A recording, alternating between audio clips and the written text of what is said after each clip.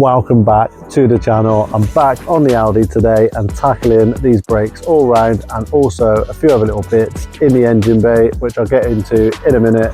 Also might give it a full service if I've got time, because that's the least this Audi deserves at the moment. If you haven't watched the last video, go back, watch that, see what I did on the last one. If you haven't subscribed, much appreciated if you do that now to give me a bit more motivation to carry on with the car, and also hit that bell notification so you're notified every time I post a video. Let's get into it. So I'm at the engine bay. I'm going to drain the fluid out of the reservoir with a turkey baster and then top that back up so we can bleed all four corners. And then later on in the video I'll give it a service. I've got plugs, filters, I've got a valve cover gasket because I've noticed a leak down there on the engine. Also, when I bought the car, the engine light was on, and I've got codes for a MAF sensor and purge valve, which I think is that. There was a hose split on that one, so I've replaced it. The fuel return line, I think that was also split. And then under this cover I've got some breather hoses that are really badly perished, and I've got a replacement for this. To get this one off, I'm going to have to remove the alternator to get to the underside of it, and hopefully it was just a case of the bad air intake. Having all these splits in was causing the fuel mixture to be a little bit too lean. Maybe that's what flagged the O2 sensors, which I also had codes for, and hopefully that's just it. So we'll get on with the calipers and we'll come back to this later. Let's do it. So I'm at the rear passenger corner. I've got this hose going into a bottle here.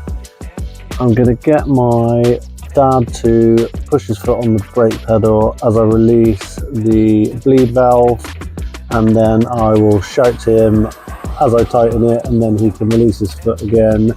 Hopefully this will prevent any air getting sucked back up into the lines. I've got a little bit of the old fluid in there to help with that. And then hopefully this works and we can do it on the other three corners. I will top up the reservoir each time we bleed a corner, and then hopefully we've got nice clean fluid in all the lines, nothing to go into the new calipers, none of that old dirty fluid. And then we'll probably have to bleed it again once we've swapped the calipers out, because it's still going to get air in there when I remove the lines. But yeah, let's crack on with it and see how it goes. So all was going well, air was coming out of the lines, and eventually we had clean fluid draining into the bottle. But then disaster did strike, because some idiot has left the discs and pads off the other side of the car. That idiot being me. Piston popped out, fluid all over the driveway. What an absolute nightmare. But I didn't let it get me down, and I just cracked on with the rest of the brakes, removing all the old components and starting to put on the new. Sometimes things like this do happen when you're not doing this kind of thing every day, so there's no point in getting disheartened about it. Best thing you can do is just fix your problem and move on. On with the new pads. Little bit of copper grease, stop those brakes squeaking, and then eventually the caliper. Old caliper still hanging, line attached right until the last minute. Then we can take that old union off, get the new line attached, and do that up nice and snug after a clean, obviously. But then I did notice another little issue. So here we have it. Underneath this battery, the tray is absolutely full of water. So what I'll do is get this battery out, and then just under here there is a little shelf with a rubber bung, and then a little bit lower down there's a drain hole at the back which is probably full of leaves and silt and stuff. So I'll get that emptied and watch all the water drain out underneath, and then that should stop it from filling up again.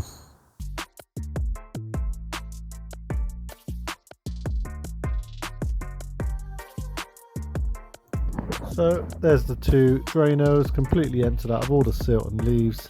Now I don't have to worry about that battery tray filling up with water and damaging the ECU. I also quickly jumped on this perished brake light and replaced it with a new one. Unfortunately, the gasket that came with it wasn't very good, so I just used some silicone gasket and that did the job nicely. Another little job out of the way.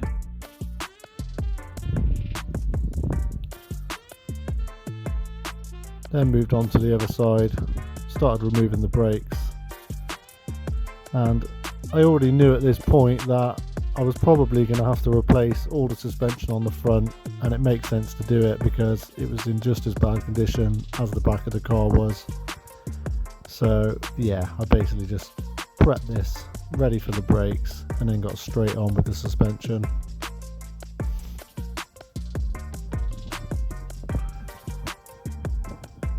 Just jacking the suspension up there, ready to take some measurements of the upper control arms so that when the new ones get put back on, I can put them in exactly the same place.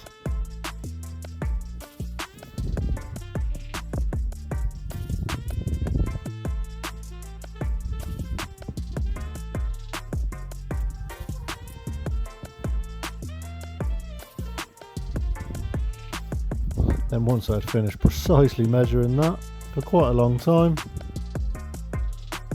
I cracked on with the suspension, trying to get this pinch bolt out of the steering knuckle, and then all of a sudden, bang, another disaster.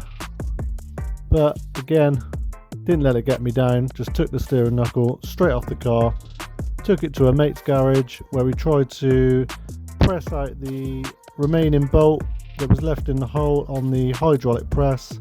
That failed, so we got a load of heat on it with the heat gun, which I was a little bit reluctant to do as it is aluminium, but it didn't distort it, and we managed to just smash it out with a punching tool and a lump hammer, and then I was able just to take it back and put it back on the car and crack on with the rest of the suspension. So back on with the steering knuckle, a little bit of lithium grease, and then I installed the tie rod end just to hold it all in place.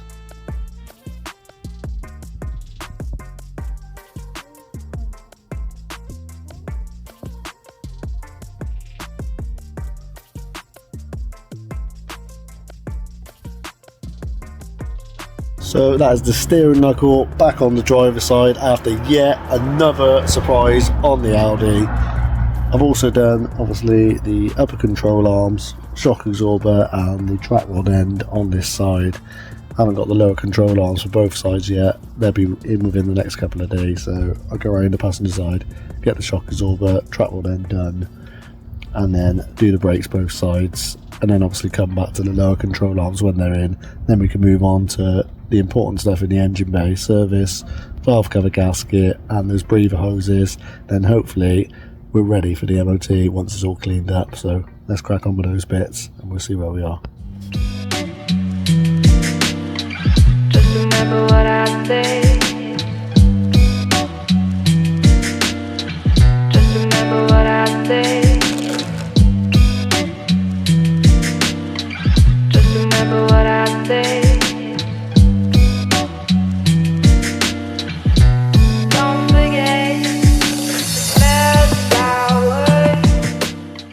So here is the brake situation. On the passenger side, it's all done, hose all connected up, brake line still intact. Union was a little bit tight to get off, but we managed to separate it with some WD and a bit of heat, and it's on there and tight. Obviously I've not bled the brakes yet, so I still don't know whether it's completely tight, but we'll see if anything leaks out of there. Got one of the new lower arms on. Unfortunately, there's no secrets. I did actually order the wrong lower control arms for this side that attach to the struts, so I'm waiting for them to be delivered. Let's go over to the driver side and I'll show you the brake situation over here. So this is what I'm left with of the Union on the driver's side. Now I soaked this for days with WD-40, give it loads of heat, and then tried to separate it with 2 pairs of vice grips, and I could not separate that hose from the Union. So obviously I'm left with that steel brake line there, and I'm not going to try and flare that on the car and put a new Union on because I just don't have a proper tool to do it, and I'm not spending loads of money on one to maybe still not be able to do it. But there is a route, and I can see clearly the route of that pipe. It goes up there past the steering rack up there, and I can see all the clips all the way along the lip underneath the battery tray. So I'm going to run a new copper pipe, and that's a lot easier to flare those. So we can literally take out this air filter box, the air filter housing, all the breather hoses, because I'm replacing those anyway, so that'll give me a bit more access. Coolant bottles off already, which gives me access down there, and I can see where the pipe comes up here along to the master cylinder, and it's labelled up there VR for the right hand side at the front. So let's not waste any more time, crack on with the brakes, and then we can crack on with the rest of the car, like the service and getting it all cleaned up ready for the MOT. Let's do it. So that is a lot of the breather hoses and the air filter housing out the way, and I can get my hand under there now, get to all the clips that hose the brake line in. But take a look at this. Just took this air filter off, and oh my god, look at all those leaves, feathers, twigs, everything in there. So glad I come in here to swap this filter, because that could not have been doing the car a lot of good. Right, let's crack on with this line. So we've got the finished brake line. Many hours later, there's the original Union to go into the master cylinder. We've got a bubble flare there, all these wonderful little bends across to the Union for the join, then along the little set that I did at the start, all the way along to the end that connects to the flexi hose.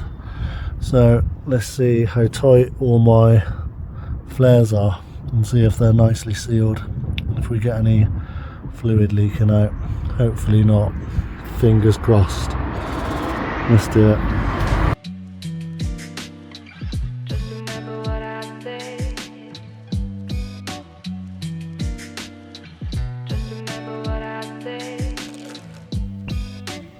So that's the brake line in, and it wasn't actually as bad as I thought, to be honest.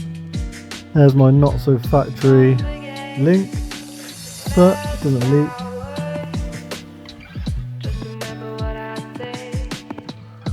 Now onto that breather hose and that valve cover. I cannot believe how much oil came out of these.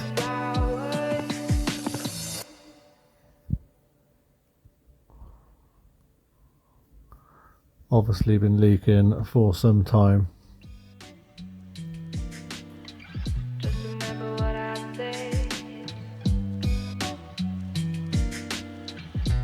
Don't hate me, I'm just removing the cover with the drill. It's a long process when you're using a ratchet, but I won't be using that to do it back up, don't worry. So that's the valve cover off, and look at how clean this engine is for 120,000 miles, over 20 years old. Don't know whether it's had any work done in the past, but those cam lobes look pretty decent to me. That chain looks pretty good, no slack on there. Belt does look quite new, which does correspond with what it says on the front of the cover there, that the belt was changed on the 29th of the 2nd 2020. Now that probably means it is due soon anyway. Let me know in the comments. That's like over 3 years, so should I change that in the future? But anyway, it looks pretty clean, so I'm going to get on, change the valve cover, because as you could see when I took those coils out, there was a lot of oil around that coil, so oil had clearly been leaking into that spark plug well there. And yeah, I'm going to crack on with all these hoses. Look at how perished that one was compared to the new one. Had to be careful and put a rag in the hole, and then carefully get all of the old perished plastic out of the top of the hole where it was in the engine. And I've come across another issue, which is this. Found this broken, and I did have a code for something to do with the intake manifold. I think that controls the swirl flap, so I'm gonna have to look for another part to replace that. But anyway, let's crack on, get this valve cover on and get it serviced. I honestly cannot believe how much oil came out of these. It was absolutely dripping.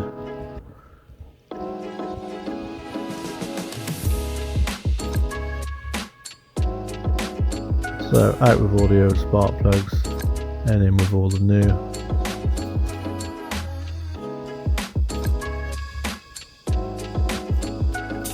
And then I give the valve cover a good clean up, and then straight on with the new valve cover gasket after I'd cleaned up the surface of the head obviously,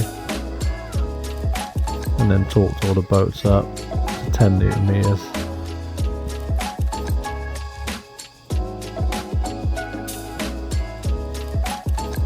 And then straight after this I actually took the intake manifold off, because I did break the dipstick tube while I was replacing one of the breather hoses. It was an absolute pain to try and squeeze your fingers in and replace the pin that holds the breather hose in. So it just gave me a lot more access and actually made it easier for changing the oil filter.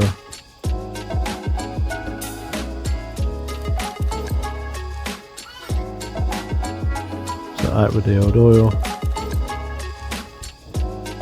Then the new filter, which I did fill up before I put back in, which I know is a debatable subject whether you actually have to do it or not, but I did it anyway because it doesn't hurt.